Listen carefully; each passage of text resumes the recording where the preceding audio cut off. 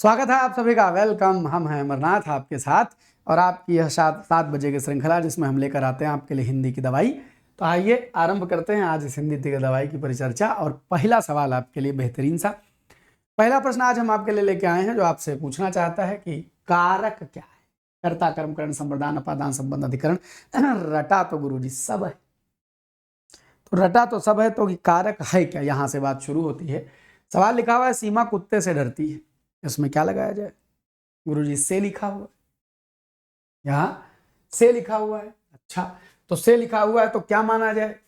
से लिखा हुआ है तो सर से में करण हो सकता है, कर्म तो नहीं हो सकता है।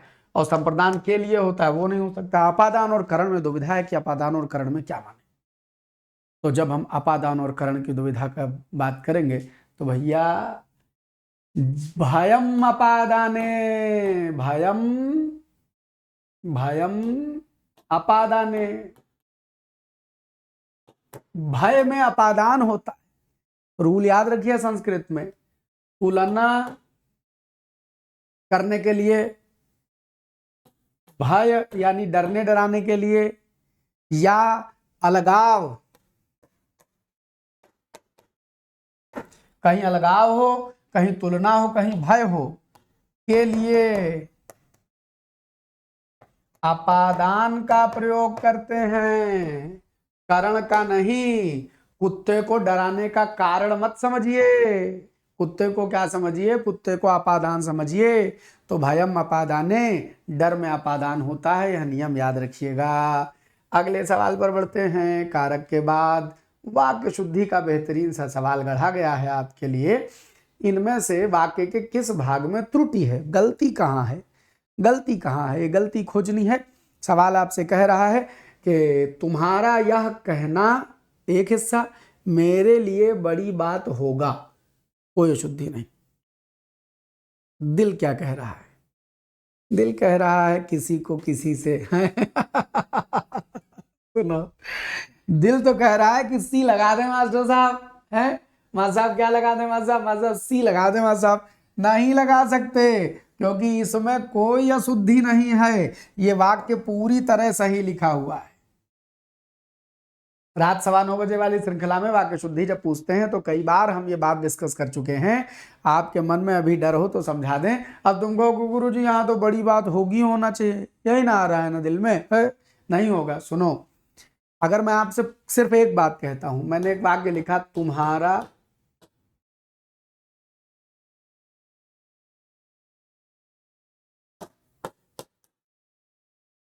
यह कहना, बीच का गायब कर दो, होगा कि होगी। वाक्य का कर्ता कौन है? तुम्हारा यह कहना, योर सेइंग। अब बताओ, तुम्हारा यह कहना, आप बोल के देखो, तुम्हारा यह कहना होगी कि तुम्हारा यह कहना होगा? गुरुजी तुम्हारा यह कहना होगा। क्या होगा? मेरे लिए बड़ी बात। तो एक बात बताओ, ये होगा होगी मेरे लिए बड़ी के लिए आ रहे हैं कि वो कहने के लिए आ रहे हैं? वाक्य में कर्ता सदैव क्रिया के लिए चलता है जी।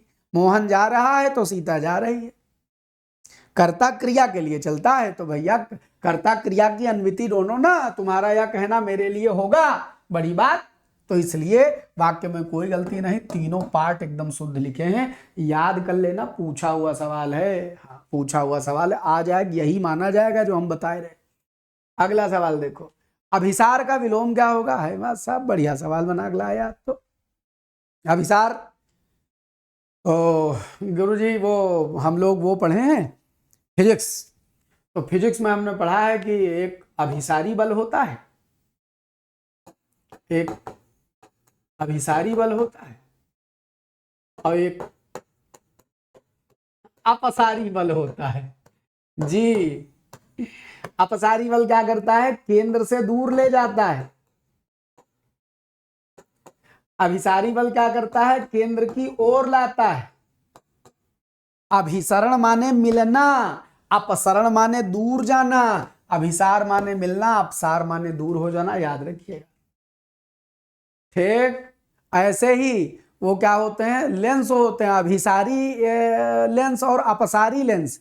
तो अभिसारी लेंस वे हैं जिनमें सूर्य की किरणें जाती हैं और वो एक जगह कन्वर्ज हो जाती हैं तो ये अभिसारी है। और ये कौन सा लेंस कहलाता है? अपसारी। जब प्रकाश किरणें इसमें से गुजरती हैं तो ऐसे फैल जाती हैं तो इसको अपसारी बोलते हैं। तो जो पसार दे, फैलाए दे, सो अपसारी, और जो एक जगह बटोर दे सो अभिसारी। तो अभिसार का विलोम अपसार होता है। अभिसार माने मिलना होता है। इसीलिए वह नायिका जो अपने नायक से चुपके से बिना बताए नियत स्थान पर मिलने जाए, ऐसी नायिका को अभिसारिका कहते हैं। क्या कहते हैं? अभिसारिका। याद रखिएगा। आइए अगले सवाल पर बढ़ते हैं। और सवाल संख्या 4, कौन सा शब्द स्त्रीलिंग है? जेंडर पहचानने का सवाल शर्तिया आता है। कौन सा शब्द स्त्रीलिंग है? दूध, पनीर, दही, लस्सी। कमा साहब दूध जमता है, नहीं दूध अच्छा है, नहीं दूध तो पुल्लिंग है। जेंडर बनाओ। जेंडर के लिए तरीका क्या? सेंटेंस बनाओ, जेंडर पाओ। दूध अच्छा है, पनीर अच्छा है, दही अच्छा है, लस्सी अच्छा है। नहीं गुरुजी, लस्सी अच्छी है। लस्सी बोलोगे तो लस्सी क्या है? लस्सी स्त्रीलिंग है। अब आप कहेंगे गुरुजी हमारे यहाँ तो दही जमाई जाती है, हमारे यहाँ दही तो मीठी होती। सुनो, दही का जेंडर बदल दो, दही नाराज हो जाएगा। दही जमाया जाता है, दही खट्टा होता है, दही अच्छा होता है, दही पुल्लिंग होता है। हाँ, लखनऊ के बहुत सारे एरिया में, खासकर पुराने लखनऊ में दही अच्छी है, मीठी दही दे दो। हाँ, दही जम गई खूब बोला जाता है, नॉट एक्सेप्टेड। दही जमता है, दही जमाया जाता है, दही खाया जाता है, दही खट्टा होता है, और ये बहुत बार परीक्षा में भी आ चुका है। ठीक याद रखिए। अगले सवाल पर बढ़ते हैं। टहलना स्वास्थ्य के लिए लाभदायक है। इसमें जो टहलना शब्द आया है ये व्याकरण की दृष्टि से क्या है? टहलना शब्द जो है इसको व्याकरण की दृष्टि से आप क्या मानते हैं? अरे राम राम राम राम, वो तो ऑप्शन कुछ और रह गए। एक मिनट, मैं नए ऑप्शन तैयार करता हूं। ये तो नॉन एडिटेड सवाल रह गया। ऑप्शन में तैयार करता हूं। टहलना क्या है? टहलना संज्ञा है, टहलना क्रिया है, टहलना क्रिया विशेषण है, या टहलना अव्यय है। ये है ऑप्शन। वो गलती से लिखे रह गए, सवाल एडिटिंग में गड़बड़ हो गई। सोचो विचारो भाई, बताओ क्या है? टहलना क्रिया है वहां साहब। हाँ हाँ, क्रिया क्रिया है।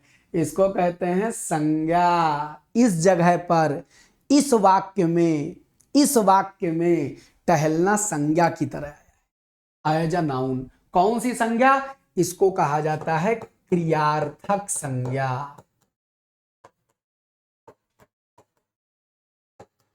क्रियार्थक संज्ञा अंग्रेजी में जिसको जीरंड बोलते हैं, जिसको इन्फिनिटिव बोलते हैं, उसको कहा जाता है। जब वो इन्फिनिटिव जीरंड जो होते हैं हिंदी में, उसी के लिए क्रियार्थक संज्ञा टर्म चलती है। समझ गए?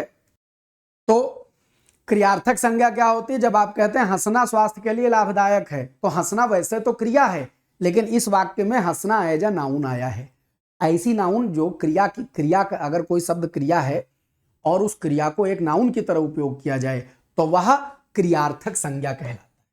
बात समझ गया? क्या कहलाता है? क्रियार्थक संज्ञा। यह क्रिया नहीं है, यहां पर यह क्रिया नहीं। क्रिया होता है काम का होना या करना, पाया जाना। यहां होना क्रिया है, क्रिया विशेषण है नहीं है, अव्यय है नहीं। ठीक, तो बचा क्या? संज्ञा बचा। तो संज्ञा, और वो भी संज्ञा के खानदान में, मतलब क्रियार्थक संज्ञा एक भाई वो संज्ञा की रिप्लेस कर रहा है, तो इसका नाम है क्रियार्थक संज्ञा रख दिया गया। इसका नाम क्या है? क्रियार्थक संज्ञा। तो इस टर्म को याद रखिएगा कि जब भी क्रिया को इस तरह उपयोग किया जाए, जैसे तैरना स्वास्थ्य को अच्छा बनाता है, टहलना, योग करना, ये सब क्रियार्थक संज्ञा कहलाते हैं। याद रखेंगे?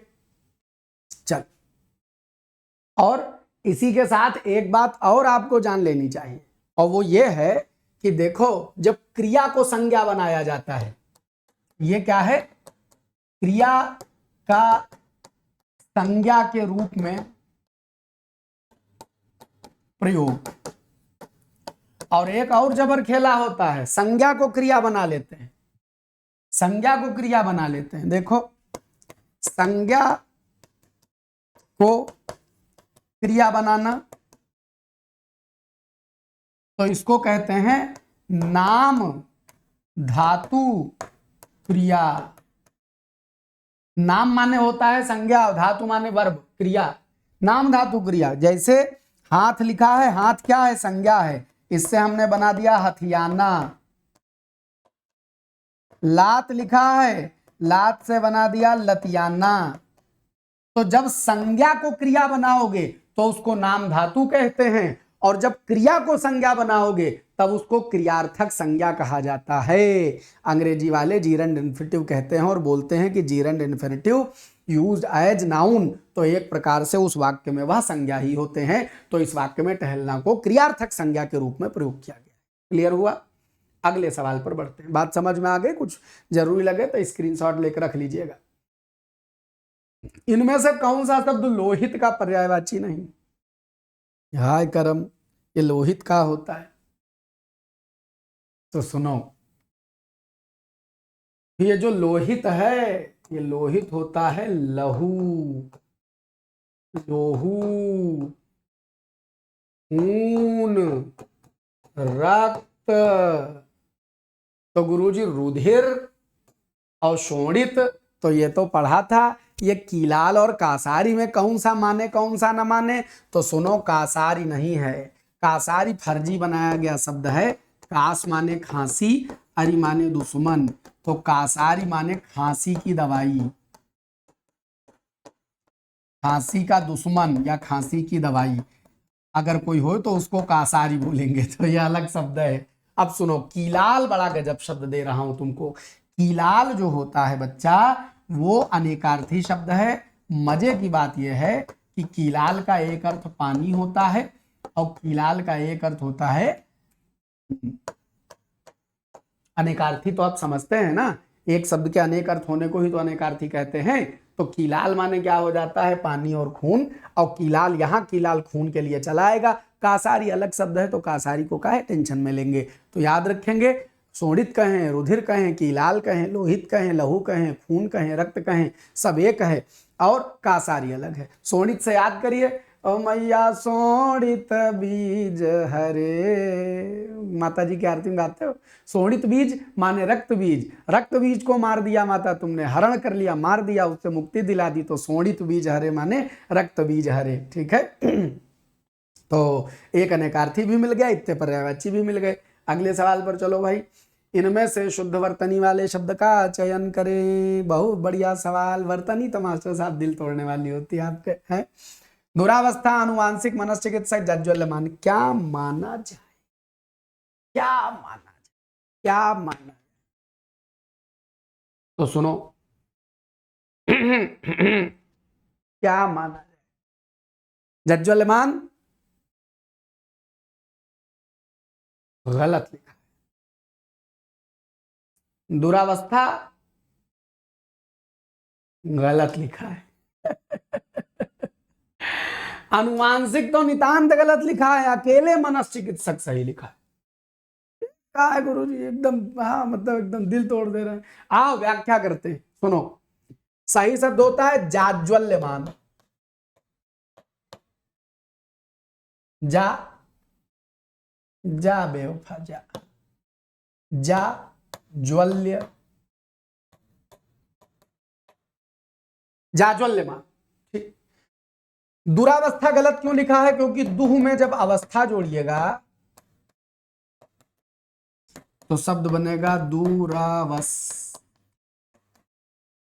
जब दू में अवस्था जुड़ेगा तो शब्द क्या बनेगा? दूरावस्था। और जब अनुवंश में, अनुवंश माने हेरिडेटरी, इक जोड़िएगा तो बच्चा ये जो छोटी है ये प्रथमाक्षर को दीर्घ बना देता है, तो शब्द बनेगा आनुवंशिक। बहुत बार आया है पेपर में आनुवंशिक। आनुषंगिक भी पूछा जाता है। आनुषंगिक और आनुवंशिक दो शब्द याद रखिएगा। आनुवंशिक। अब गुरुजी मनोचिकित्सक, तो हमारा दिल कर रहा था मनोचिकित्सक करें। तो सुनो, जब मनः में चिकित्सक जोड़िएगा तो शब्द क्या बनेगा? शब्द बनेगा मन। विसर्ग का क्या बन जाएगा? आधासा। चा के पहले कभी भी विसर्ग आवे तो तालव्य शा में बदलता है। निश्चय, निश्चय, निश्चल, निश्चल, चाव छा में दोनों में तालव्य शा बदलता है। निश्चिंत, निश्चिंत। क्यों पूछते हो कभी विसर्ग को किस में बदले? नियोचिंत बनाते हो? नहीं, निश्चिंत बनाते हैं। चा के पहले विसर्ग आवे तो तालव्य में बदलता है, तो विसर्ग के बाद चा लिखा हुआ है तो ये किसमें बदल जाएगा? तालव्य में। और चा की छोटी की मात्रा यहां से लेंगे, अब आगे लिख देंगे चिकित्सक।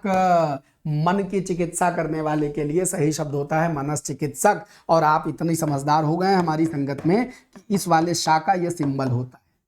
तो अगर आप मनस चिकित्सक ऐसा लिखना चाहें, ऐसे स्वीकार है। और आप चाहें तो मन और चा को इस सा और चा एक के मिला दो, सा यहां लिखो और चा चूंकि पूरा चा है तो इसके ऊपर चढ़ा दो, आधा सा के ऊपर चा चढ़ा दो, अब आगे लगा दो ई चिकित्सक।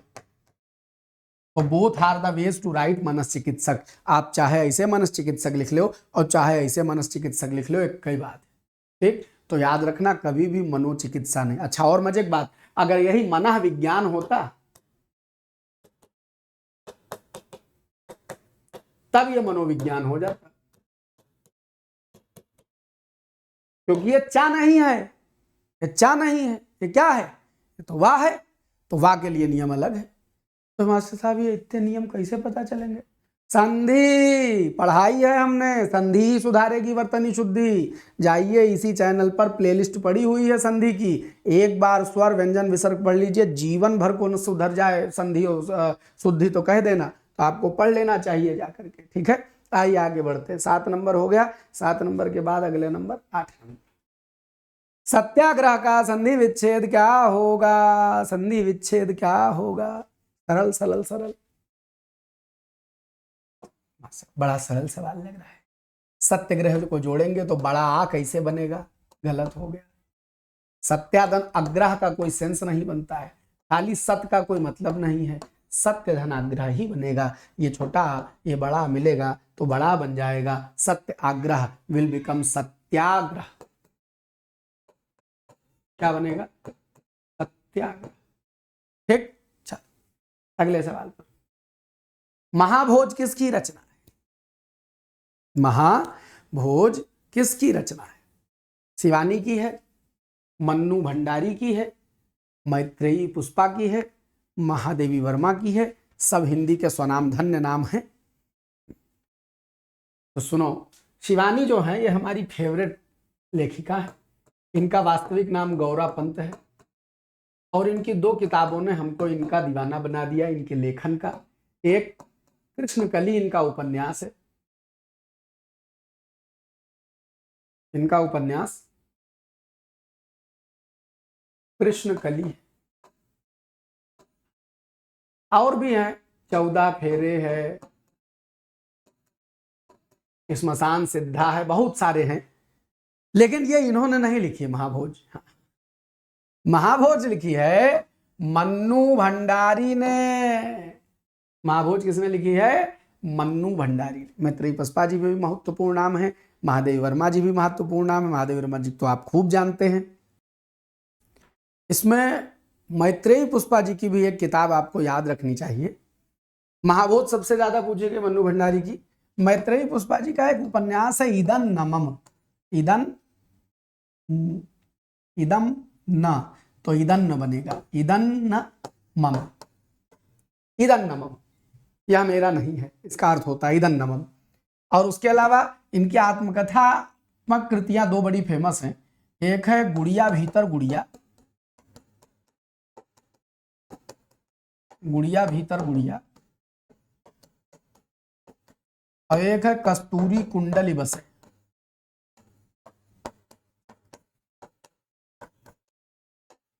ये दोनों इनके आत्मकथात्मक कृतियां बड़ी फेमस है।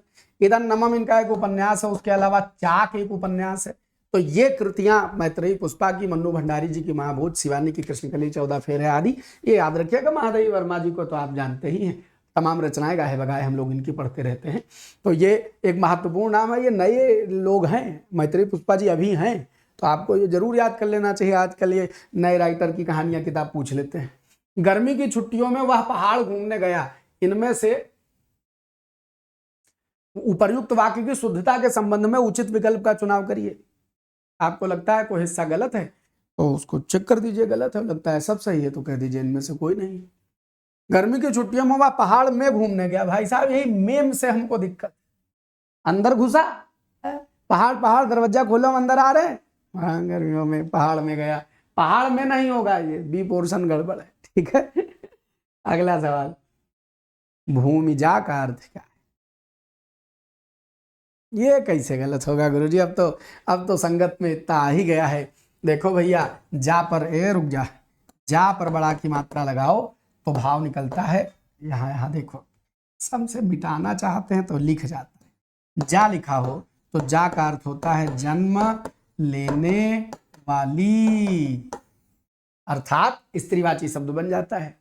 भूमिजा, धरती से जन्म लेने वाली, दी सीता माता, और जनक जी की पुत्री जनक सुता, तो यही एक उत्तर है इसमें। बाकी कुछ पैटर्न बना लिया जाए। जब हमने कहा भूमिजा तो ये माता सीता हो गई। ऐसे ही अगर हम कह दें वृषभानु, एक जने हुए वृषभानु, इन वृषभानु की पुत्री हैं राधा जी, तो वृषभानु में जा लगा दो तो वृषभानुजा राधा जी का पर्यायवाची हो गया, राधा जी का पर्यायवाची हो गया। अच्छा, अगर हम कह दें अनु माने छोटी और जा माने जन्म लेने वाली, अनु माने पीछे पीछे, जा माने जन्म लेने वाली, तो जो बाद में जन्म ले वो अनुजा कौन? छोटी बहन को कहते हैं। और अगर अग्र में लगा दें, अग्र माने पहले, जा माने जन्म लेने वाली, अर्थात अग्रजा किसको कहते हैं? बड़ी बहन को कहते हैं। याद रखना, बहन नहीं होता है, सही शब्द बहन ही होता है। तो भैया पैटर्न जानो, हिंदी तुम्हारी। धनदा, गुरुजी धनदा तो धन देने वाली हो गई, तो धन देने वाली देवी कौन होती है? लक्ष्मी जी होती। पर्यायवाची खेले से आती है, रटने से नहीं आती है। चलो कंप्यूटर जी अगले सवाल पर चला जाए। शुद्ध शब्द का चयन कीजिए। शुद्धम शब्दम चयनम कुरु कुरु कुरु कुरु। शुद्ध शब्द का चयन कीजिए। अंतर्ध्यान, अनुग्रहित, आध्यात्म, आध्यात्मिक, क्या माना जाए? तो सर शुद्ध शब्द अगर ढूंढे तो इसमें हमारा जी करता है कि ए मान लिया जाए, ए मान लिया जाए। गलत लिखा है बी, तो बी भी गलत लिखा है। अकेले डी सही लिखा है, बाकी सब गलत लिखा। आओ देखो कैसे। अंतर्ध्यान कोई शब्द नहीं होता है, सही शब्द होता है अंतर्धान। अंतःधान, अपने भीतर बसा लेना, अंतर्धान। और देखो, अनुग्रहित नहीं होता है, सही शब्द होता है अनुगृहीत। सही शब्द क्या होता है? अनुगृहीत, अनुग्रह। याद रखना, मूल शब्द बच्चा अनुग्रह ही होता है, मूल शब्द अनुग्रह होता है और सही शब्द अनुगृहीत होता है। ठीक। और आध्यात्म गलत है, सही शब्द क्या होगा? अध्यात्म। आध्यात्मिक पर 100% मार दीजिएगा। अच्छा क्यों गुरुजी? अध्यात्म में जब ईक लगाइएगा, यहां बड़ा क्यों नहीं, यहां बड़ा क्यों? तो जब अध्यात्म में ईक लगाएंगे तो फिर वही रूल, सारा खेल रूल का है, नियम का है। जब इसमें ईक लगाइएगा तो ये छोटा को बड़ा बना देगा। जैसे अनुवंश में बड़ा बन गया था, ऐसे अध्यात्म में बड़ा बन जाएगा और ये शब्द बन जाता है आध्यात्म।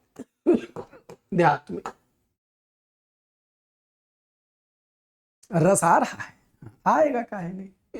चल 13 अनंत का अनेक अर्थ क्या है? अभी कल परसों में जो एक दिन डिस्कस किया है कहीं अनंत, सवाल बनाया था अनंत अनंता, और अनंत की पूरी कहानी बताई थी। देखते हैं याद है कि नहीं। वाह वाह वाह, गजब गजब गजब। देखो, अनंत जिसका अंत न हो, एकदम सही है। अनंत साक्षात भगवान विष्णु हैं, एकदम सही है। और भगवान विष्णु जिन शेषनाग पर विराजमान है वह भी अनंत है। गरुण अनंत नहीं है, गरुण है हरिवाहन, भगवान विष्णु के वाहन है। गरुण की पर्यायवाची बहुत सारी, आप कह दीजिए हरिवाहन, भगवान विष्णु के वाहन हैं। दूसरे विनता के बेटे हैं तो इनको वैनतेय कह दीजिए। तीसरे सांपों को मार के खा जाते हैं, अहि माने सांप, भूख माने खाने वाले, तो अहिभुक हो जाएंगे गरुण। ठीक, अहिभुक हो जाएंगे गरुण। और पन्नग माने सांप होता है, सांपों के दुश्मन है, तो आप पन्नगारी कह दीजिए गरुण। ये सब गरुण। और बड़े सुंदर सुंदर बड़े से पंख हैं तो गरुण को सुपर्ण भी कह देते हैं, तो सुपर्ण। ये सब गरुण का पर्यायवाची है। भगवान विष्णु शेषनाग अंतहीन अनंत हो जाएगा। और एक बलराम भी जोड़ लीजिए अनंत के अनेकार्थी में, बलराम जी को भी अनंत कहा जाता है, क्योंकि वो उन्हीं के अवतार हैं, विष्णु जी शेषनाग के अवतार हैं। अगला सवाल है, एक वाक्य में मुहावरे का प्रयोग गलत किया गया है। जहां पर मुहावरे का गलत प्रयोग है उसको ढूंढिए, जहां पर मुहावरे का गलत प्रयोग है उसको पढ़िए। लिखा है, भूख के मारे पेट में चूहे कूदने लगे, कूद रहे हैं। कृतज्ञ व्यक्ति तोते की तरह आंख फेर लेता है। भीगी बिल्ली बने रहने से काम नहीं होगा, हिम्मत दिखाओ, उनके ऊपर दिन दूनी रात चौगुनी मुसीबत आ पड़ी। तो आप समझिए, यहां पर भूख के मारे पेट में चूहे कूदना, तो पेट में चूहे कूदना ये सही मुहावरा है जी, एकदम सही प्रयोग है। कृतज्ञ व्यक्ति तोते की तरह आंख फेरना, ये क्या होता है? तोते की तरह आंख फेरना, तो सुनो, तोता बड़ा कृतज्ञ एहसान फरामोश पक्षी माना जाता है। तुम बिल्ली पाल लो, उसको भगा दो, दोबारा तुम्हारे घर आ जाए। कुत्ता पाल लो, भगा दोगे, दोबारा तुम्हारे घर आ जाएगा। गाय तुमने अपने घर में पाल ली, गाय कहीं भटक जाएगी तो लौट के तुम्हारा घर खोजेगी, तुम्हारे घर आ जाएगी। दुनिया कोई जानवर पाल लो, अगर तुमने अपना घर ठिकाना दे दिया तो लौट के तुम्हारे यहाँ आ जाएगा। तुम तोता पाल लो, जिंदगी गुजार दो, पट्टे पूत, मिर्चा खा लो, ये खा लो, वो खा लो, किसी रोज पिंजरा खुला छूट जाए, फर से उड़ेगा, दोबारा तुम्हारी मुंडेर पर कभी नहीं आएगा।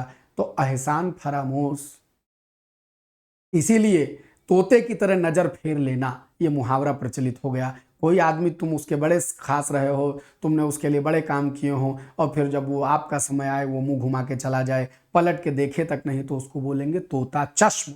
चश्म माने आहो, होती आंख, तो तोता चश्म या तोता चश्मी करना, इसका मतलब तोते की तरह आंख फेर लेना। तो इस तरह का कृतज्ञ आदमी तोता चश्म कहलाता है, याद रखिएगा। एकदम सही प्रयोग किया गया मुहावरे का। भीगी बिल्ली बने रहने का मतलब होता है कायर बने रहना, हिम्मत दिखाओ, ये भी एकदम सही लिखा है। लेकिन दिन दूनी रात चौगुनी तरक्की होती है, मुसीबत नहीं। इसका प्रयोग हमेशा पॉजिटिव अर्थ में करते हैं, निगेटिव अर्थ में नहीं। तो ये जो प्रयोग किया गया, बस यही मुहावरे का प्रयोग गलत है, बाकी सब सही। बात समझ गए जी गुरु जी? 15 नंबर सवाल, ऋण मुक्त में कौन सा समास है? बेहतर सवाल है, बेहतरीन कंसेप्ट के साथ। ऋण मुक्त में कौन सा समास है? ऋण मुक्त में कौन सा समास? तो ऋण मुक्त माने ऋण से मुक्त। अब तक ऋण में थे, अब ऋण से मुक्त हो गए, अलगाव हो गया। अलगाव होते ही अपादान लगा देंगे। ऋण मुक्त करवा दो तो अपादान लगा दो, रोग मुक्त करवा दो तो अपादान करवा दो, जाति मुक्त करवा दो तो अपादान करवा दो, बंधन मुक्त करवा दो तो अपादान करवा दो। मुक्त लगाओ तो अपादान लगाओ, क्योंकि इससे अलग हो जाने का भाव पैदा हो जाएगा। तो जहां लगाव हो जाए वहां अपादान लगा देते हैं। सवाल संख्या 16, खंडन का विलोम क्या होगा? बढ़िया सवाल। व्हाट वुड बी द खंडनस्य विलोम? खंडन माने क्या होता है? खंडित कर देना, तोड़ देना। तो मास्टर साहब, विखंडन हो सकता है क्या? नहीं, क्योंकि खंडन माने तोड़ देना, विखंडन माने भी तोड़ देना। पढ़े हो वो उसमें साइंस में, नाभिकीय विखंडन माने नाभिक का टूटना। संलयन माने जुड़ना होता है, संलयन माने जोड़ना होता है, विखंडन माने टूटना। तो खंडन विखंडन दोनों टूटना हो गया। अखंडन फर्जी शब्द है, निखंडन फर्जी शब्द है, बचेगा मंडन। गुरुजी मंडन माने क्या होता है? आपने एक शब्द सुना होगा, महिमा मंडन, माने महिमा जोड़ना, तारीफ करना, किसी चीज को एक में मिलाते चले जाना, मार देना। मार देना माने जैसे आटवा मारा तो मिला दे, तो वो मंडनम है, मारना, एक के में मिला देना। और खंडन करना क्या? अलग अलग कर देना। तो खंडन का विलोम मंडन सबसे बेस्ट होता है।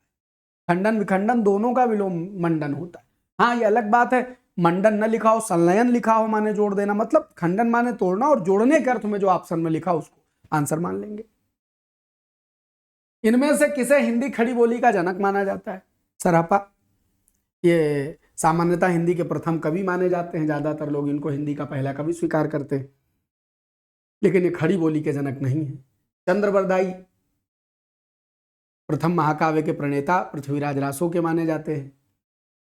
मलिक मोहम्मद जायसी, पद्मावत अखरावट दुनियादारी लिखी है, ये जो अपने अमीर खुसरो हैं, ये माने जाते हैं हिंदी खड़ी बोली के जनक। उस समय मतलब ये अलाउद्दीन खिलजी टाइम पर हैं। तो गोरी सोवे सेज पर मुख पर डारे केस, चल खुसरो घर आपने सांझ भई चहुदेस। वो कवाली सुने हो ना, मोसे नैना मिला के मोसे नैना, छाप तिलक सब छीनी रे मोसे नैना, सैया ने मोसे नैना। कवाली है ये। ये किसकी कवाली है? हमें हर मजार पे गाई जाती है और कैलाश खेर ने भी बड़ा जबरदस्त गाया है। मोहे सुहागन कीनी मोसे नैना मिलाए के। तो इसमें देखिए खड़ी बोली का पुट आपको मिलता है। और हरी हूं मन भरी हूं, राजा के द्वार पे दुशाला ओढ़े खड़ी हूं, एकदम ठेठ खड़ी बोली दिख रही है। ये अमीर खुसरो उस खड़ी बोली के जनक माने जाते हैं। तोता हिंद कहे जाते हैं, तबला के आविष्कारक हैं, सितार के आविष्कारक हैं। ये सब काम अमीर खुसरो के नाम पर कर दिए गए हैं। आइए आगे बढ़ते हैं। निश्चयवाचक सर्वनाम कौन सा है? सर्वनाम के अंतर्गत कई भेद होते हैं, कई का है 6 भेद होते हैं गुरुजी। 6 में से निश्चयवाचक इन चारों में से तुमको कौन सा लग रहा है?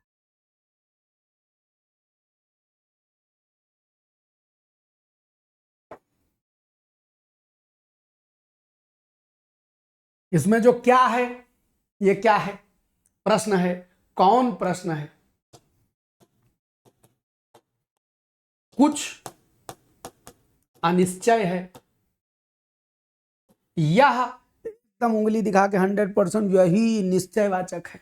अंग्रेजी का दिस दैट और हिंदी का यह वह निश्चयवाचक सर्वनाम कहे जाते हैं। योग रूढ़ शब्द क्या होता है? शब्द रचना के आधार पर 3 प्रकार के होते हैं। रचना के आधार पर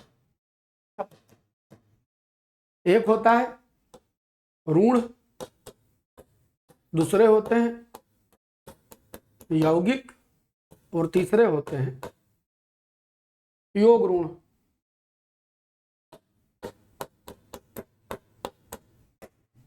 कौन सा उत्तर माना जाए गुरुजी योग रूढ़ में? तो सुनिए, रूढ़ वे होते हैं जिनको तोड़ा ना जा सके, यौगिक वे होते हैं जो जोड़कर बनाए गए हों, और योग रूढ़ जो जोड़कर बनाए गए हों लेकिन एक नया मतलब दे रहे हों। तो पीला रूढ़ है, घोड़ा धन सवार घोड़सवार यौगिक है, जलज जल धन जा बनाए तो जिनका निर्माण तो यौगिक आधार पर हो किंतु प्रयोग रूढ़ अर्थ में हो उनको योग रूढ़ कहते हैं। तो निर्माण तो पानी से जन्म लेने वाले का है लेकिन अर्थ में कमल चला जाता है, इसलिए जिनका निर्माण तो यौगिक आधार पर हो लेकिन प्रयोग रूढ़ अर्थ में हो, ऐसे शब्दों को योग रूढ़ शब्द कहा जाता है, जबकि नाक अकेला रूढ़ है। ठीक, क्या बचा? ओनली सी, कहीं भटकना ही नहीं है। और भटक जाओ तो भटकना भी जरूरी था। निम्नलिखित में उपसर्ग रहित शब्द कौन सा है? जिस शब्द में उपसर्ग का प्रयोग नहीं किया गया है ऐसा एक उपसर्ग रहित शब्द चुनिए। चुनिए। सुयोग, विदेश, अत्यधिक, सुरेश। तो गुरुजी सुयोग में सु उपसर्ग है, योग में जुड़ा है। विदेश में भी उपसर्ग है, देश में जुड़ा है। अत्यधिक में अति उपसर्ग है, अधिक जुड़ा है, अति उपसर्ग है। सुरेश में कोई उपसर्ग नहीं है। काहे गुरुजी? क्योंकि ये 2 ऋण शब्दों से मिलकर के बना है, सुर धन ईस। इसमें उपसर्ग प्रत्यय का खेल ही नहीं, इसमें तो संधि हुई है। आ और ई मिलकर के क्या बन गए हैं? ए बन गए हैं। तो ये हो गया सुरेश। सुरेश किसको कहते हैं? इंद्र देवता को कहते हैं। किसको कहते हैं? इंद्र देवता को कहते हैं। इति सिद्धम। कितने सवाल? 20 सवाल। बस छोटी छोटी मगर मोटी बातें, यही छोटी मुलाकात। और बाकी आप हमसे कब डायरेक्ट मिलना चाहते हो गुरुजी, हमको आपसे मिलना है, तो आप सब जानते हैं कि आने वाली क्या कल है, इतवार कल है, 9 जून है, कल रविवार है। अगर आप हमसे रूबरू मुलाकात करना चाहते हैं तो 9 जून रविवार शाम 5 बजे पुरनिया चौराहा लखनऊ में है। इस पुरनिया चौराहे पर महालक्ष्मी रेस्टोरेंट के पास